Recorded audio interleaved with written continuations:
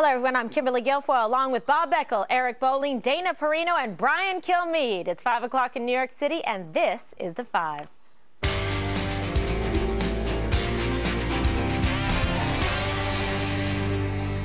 Is the Obama administration afraid to confront radical Islam by name? Well, Boko Haram has declared war on Christians and Western education and more.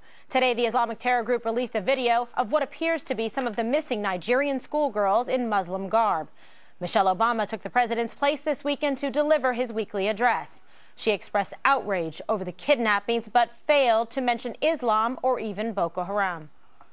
This unconscionable act was committed by a terrorist group determined to keep these girls from getting an education. In these girls, Barack and I see our own daughters. Well, the First Lady has taken part, though, in a new hashtag campaign to bring back our girls. Mike Rogers, George Will, and Brit Hume think America is going to need a tougher foreign policy than that. You can't base your policy on what's trending on Twitter. It has to be more than hashtags and selfies. It's an exercise in self-esteem. I do not know how adults stand there facing a camera and say, bring back our girls.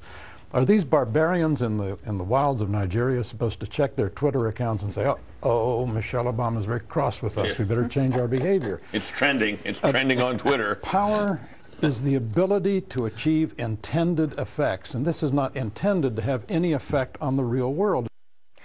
All right, this is a tough one, so we're going to put Bowling on the hot seat on that because, you know, you're going to criticize, right, the First Lady. She's trying to be involved. She's trying to send a message and communicate. I think it's great. I think she did the right thing. I think hashtag bring back our girls, which I think was credited to someone else. However, I think you need to keep it in the media because it's a trendy, cool hashtag where everyone's talking about it. They're doing what they need to be doing. We all need to continue to talk about this, continue to put pressure. The Nigerian government is asking for our help. We're giving our help in the form of some Secret Service, I believe CIA, some covert operations, maybe some financial aid, doing exactly what we're supposed to do. What we didn't do, and again, let me clarify, Hillary Clinton had a chance to put this group on the foreign terrorist organization, opening up a whole slew of different types of assets that we now can do if they chose to do it, since John Kerry put them on the foreign terrorist organization.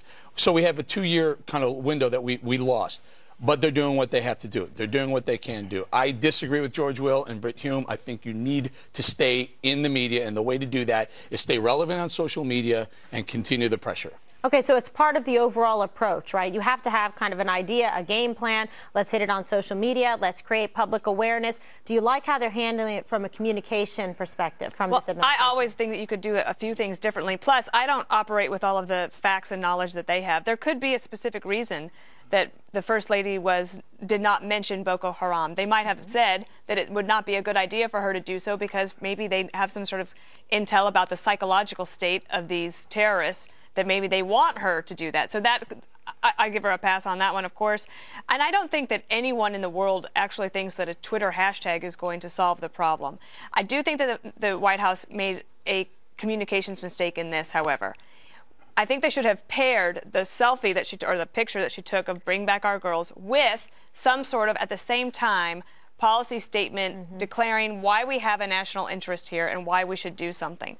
I think they missed an opportunity. So again, that the cart was before the horse and everybody started making fun of the hashtag. Well, not everybody, but some. If I could just say one other thing on this, which is it's the Nigerians that are, as a government, that is the incompetent one here, not the United States. The Nigerians are incapable of helping themselves, and they also, we find out today, refused help from the Brits 3 days after the girls were taken. So I do think we have a national interest. I think we have one now in the immediate term to try to bring them back. I agree with that. However, we have to decide, are we going to help these governments get up to speed so that we don't have to go in and try to help them? That's where I think our foreign policy is not set enough. I feel like we get whipsawed by these events, and the White House would be, I think, better served by giving a full-on speech that explains where we are in the war on terror. It's not a war we asked for, but it's one we can win. And having some consistency, both in the way they act and the places that they choose to get involved with, and, you know, from a U.S. standpoint, U.S. interest, to have some kind of consistency so there isn't this disparity where it's a confusing foreign policy message that we send, Brian. How do you see this situation? I see it very simple. Islamic extremists. That's what they're about. That's why they're dressed the way they're not just crazy people. They're Islamic extremists who want to get their philosophy across. If I'm a Muslim, I'm more outraged than anybody. You're screwing with my religion. You're making us look bad. They should be standing up saying this has to stop, and it has to stop now. And they will. We are pretending as if we're not at war with them, but they are at war with us. They are taking over the continent of Africa. It is so beyond criticizing a president or a hashtag. It is big picture stuff. The president has pleasantly surprised a lot of people, including me, with the drone program. I love what he's doing, what he did in Yemen 2.5 weeks ago. Just come out and say it. We're going to help these governments continue to ward off the extremists in their midst who are ruthless and do anything. And we have to find a way. They're the bad guys. We're the good guys. To find those kids and bring them out. And then help Chad, like Mike Rogers went on to say, and help Kenya, who had the massacre in the malls, and stop playing defense and get on the offense. Mike Sheen of West Point came out over the weekend, an expert, and said the only way to stop it is to continue to push back on the jihad everywhere we go. Bob, you've been saying that as well from the beginning. I've been saying it for a long time, but let me make a couple comments. I think Eric's exactly right. If the hashtag does nothing else, it forces the news media to realize how many people are interested in this subject and put it on the front page of the newspaper. Propels coverage. It also puts it in Europe, and it embarrasses the Nigerians. I don't think there are a lot of these Muslim countries that want the help, because I think in their own way, the heads of these governments want to see these terrorists continue to work. I think the Saudis have funded the terrorists for years, and they know it. They happen to send their money to Pakistan to do it. But we won't mess with the Saudis. Why?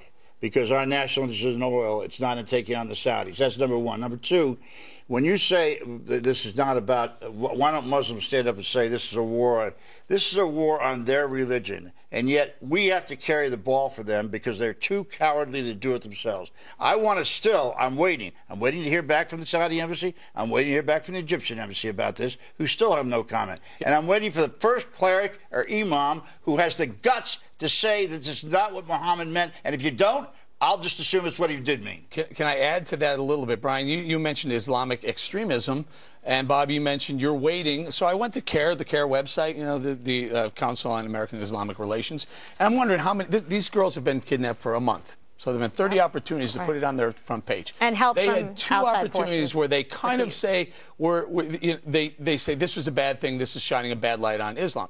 However, today, and where their biggest concern in the world is not those 200 or 300 young women who are kidnapped. Their biggest concern, especially today and the last few days, has been the 9/11 museum film where the film actually says Islamic extremism. They hate that term. So now, Brian, they're more mad at you probably for saying Islamic extremism, or me, than they are Boko Haram.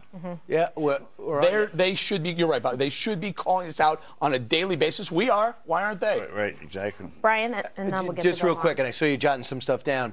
London Daily Mail did that story, and they say, well, we've decided there's some of their curriculum. They're pulling back on teaching the Holocaust and the Crusades because it offends Muslims in the school system in London. We're like the Western world, the civilized world is terrified of upsetting a bunch of crazy We have lunatics. become so timid. It's become PC. We're afraid of an all-out war. We're afraid of admitting that we got to take the gloves off and go at it. Well, let's take those things they're pulling back on and put them on the front burner, Islamic terrorists. Bob, I want to see if you agree here with Bill Maher, because we're talking about that. This has become sort of the cowering in the dark while Islamic extremists sit there like the bullies, of the world and get to run rampant over Christianity and everything else. So that's why these girls were targeted.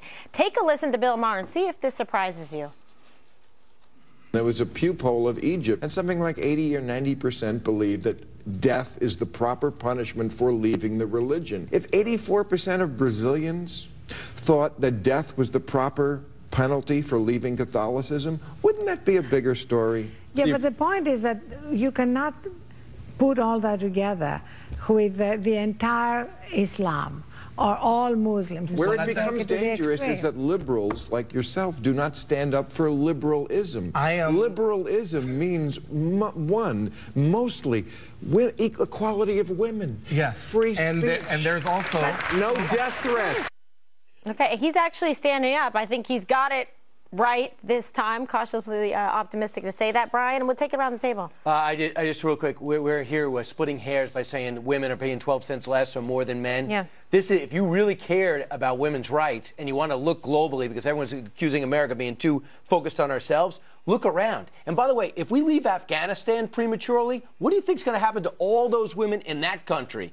Out of school, put the burqas on, back of the room, no more education. What have we should think accomplished about that. then? Yeah, Dana. zero. Well, I was just thinking about CARE, and remember the other big problem that they had a few weeks ago was that film, The Honor Diaries. Yep. And remember they came on with Megyn Kelly's show, and they had this big blow up because they were outraged and they didn't want any girls. And 2 universities in America pulled the film back so that we wouldn't offend Muslims by showing it. But what's happening to these young women who were apparently today, Boko Haram said that they have now converted to Islam. That was the forced conversion of these girls. The Honor Diaries was actually talking about that very thing. So it tells me that CARE is probably getting more funding for its operation from people who are concerned about this film down at the 9/11 site, and also for Honor Diaries, but not really. I think that if we are expecting CARE to come out and say something, get it. We'll be waiting I think forever. that's never going to happen. It really could be the PR wing of Islamic extremism. Sorry, CARE. Ibrahim Hooper, call me, email me, do whatever you're going to do. But I honestly believe that.